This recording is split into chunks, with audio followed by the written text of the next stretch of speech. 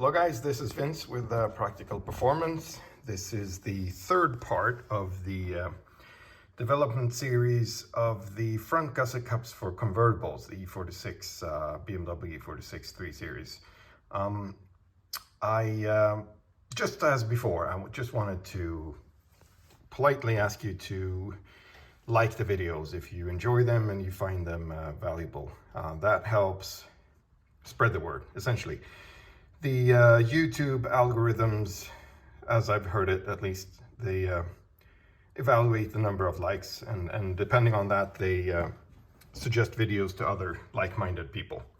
Anyway, so since the last episode, I've been thinking about how to design this. Well, I did find out that, as I said, I need to cut this open in order to get everything in place. But before that, well, actually, let me put it this way. I started thinking, am I even going to be able to get a tool in and tighten, get the nut in there and tighten that? That's, as you can see, a half-finished standard front gusset cup sitting there.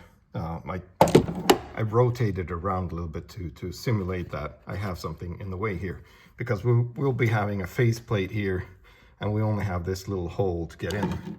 So it turns out it's not a problem at all. I can get just an ordinary standard extension there with a socket. I was thinking maybe I'd need one of these joints, but that's not even necessary. So now that's out of the way, I'm going to move on and do some more drawings and come back with something to show you. The piece of paper there and the paper wrapped metal tube here is the result of the first iteration of the design from CAD. What I've done here is I've taken the tube as it's modeled and I unfolded it. I cut out the paper and I've wrapped the paper around the tube, and I cut it corresponding to, you can probably see a line there on the paper, the printed line. So to get it as close as I possibly could to whatever I'm modeling in CAD right now.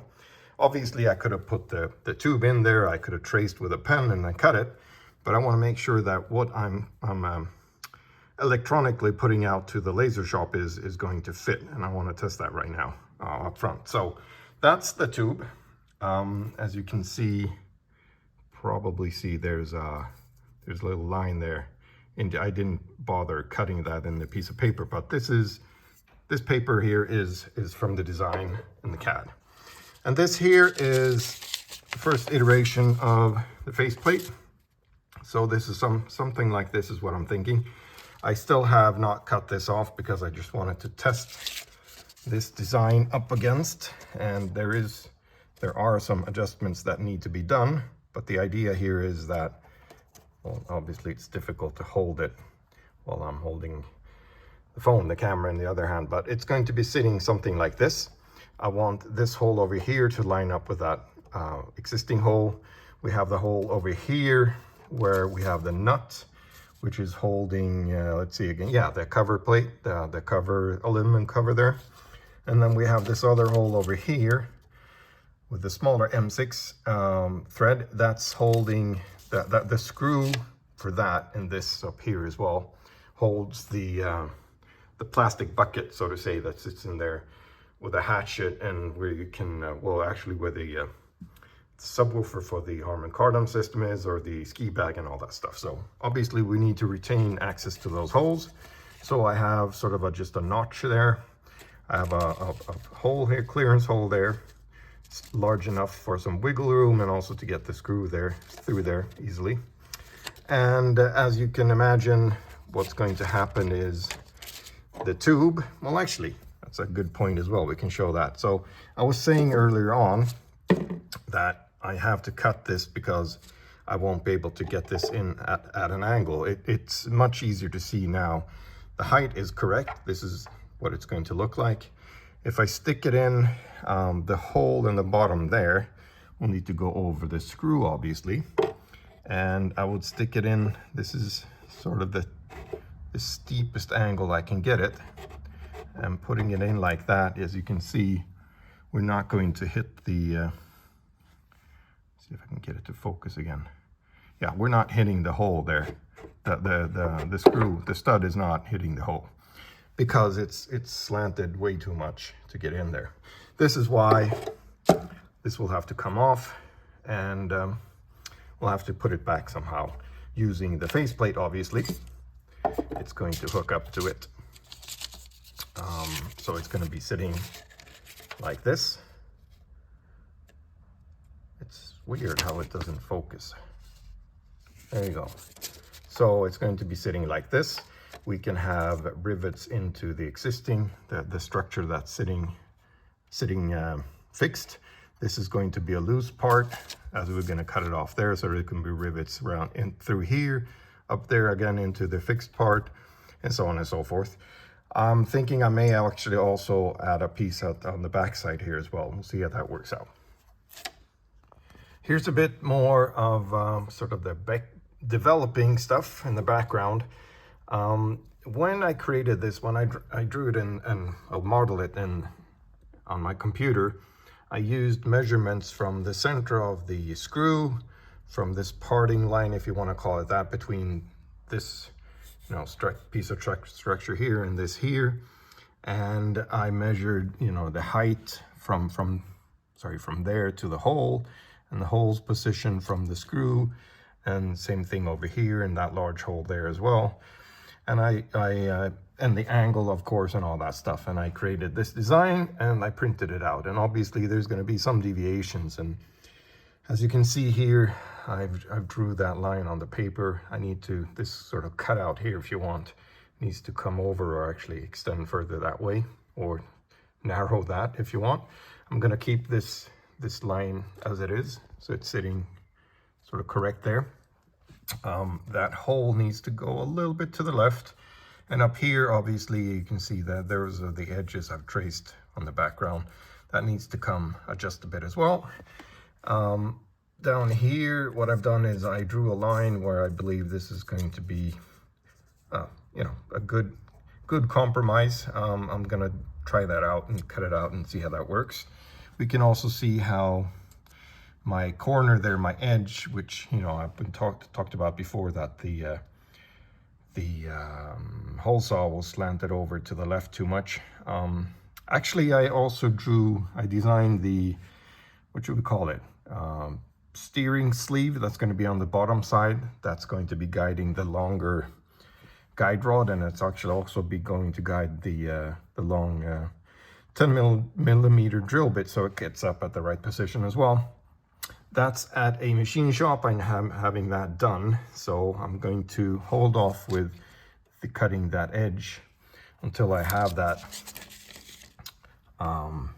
new piece of tooling, and then I'm going to, well, next step will be cut this out now. Well, actually, no, I'm probably going to hold on for that until, I'm going to let that be there until I get that, the guide sleeve that's at the machine shop right now, because I want to keep iterating this so I can get forward on that. And when I get this perfect, then I get the sleeve back, I'm going to cut that open, and I'm going to test use it and see if I can actually cut off just sort of the corner here with the hole saw. 7 iterations later, I'm at a design I'm very happy with right there. So this was number 1. You may remember I had these lines. I was talking about how it need to be more narrow. Over here is number 2. I was doing some adjustments here. Number 3, I realized it was just too tall. Number 4, I did some adjustments over here and over down there. Number 5, I realized I still need some adjustments there, and also that this hole there, I was actually not reaching far enough. So it may seem, again, the finished design, it may seem overdoing it, having it this wide. Maybe I could just keep it like that, but I find it to be very ugly to cover half of the hole, and I might as well just add a little bit more and add some structural, extra structural reinforcement there. So that was number 5. Number 6, I widened it. I did some adjustments up there, down here, and now we're at number 7. So let's see if I can hold this up, get it roughly aligned with one hand. Sort of something like that.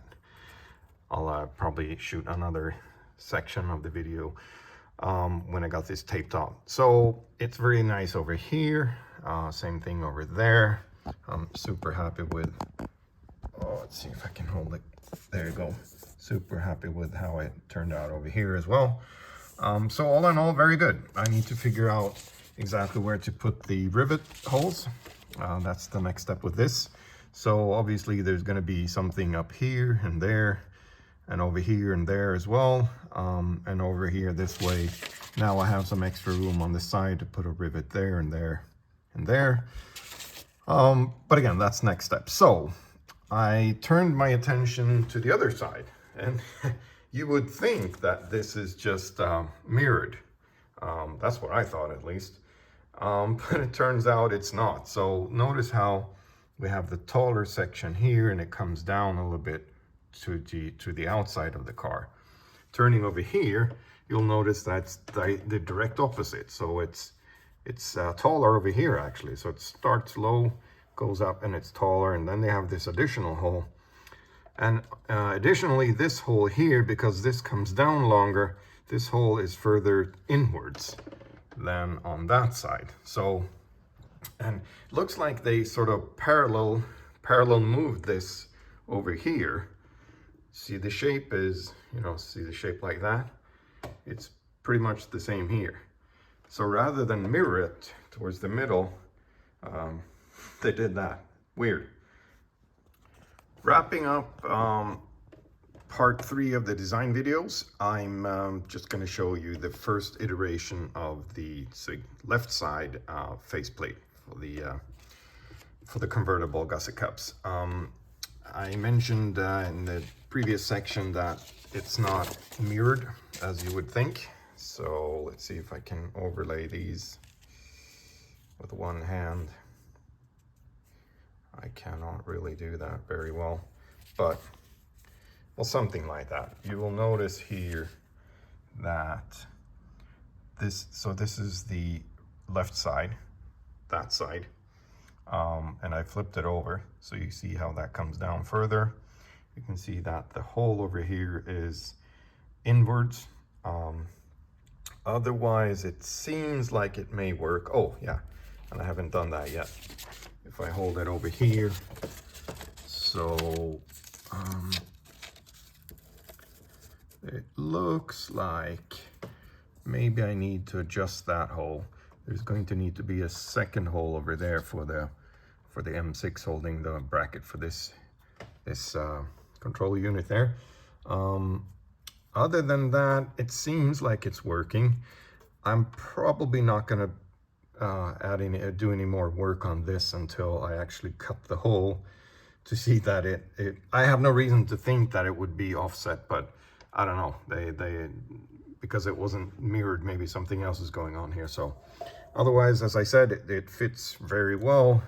We have the hole in the background there again. So this hole further in, that hole probably needs to be adjusted a bit. Need to add the second hole and all the rivet holes.